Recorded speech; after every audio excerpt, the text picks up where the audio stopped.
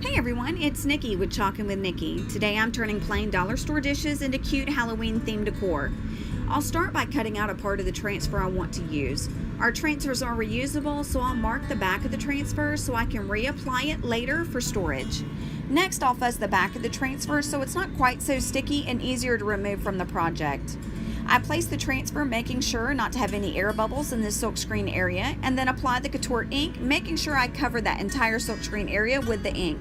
Next, I scrape off the excess and put it back in the jar.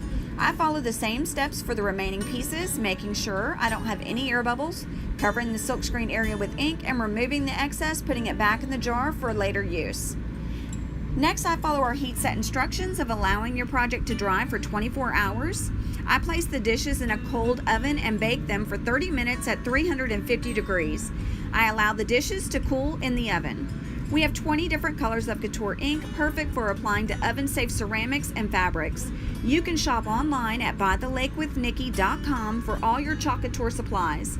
If you like this video, make sure to give it a thumbs up or some hearts and share it with your friends. Try our Couture ink or Chalkology paste for your next project. Thanks so much for watching.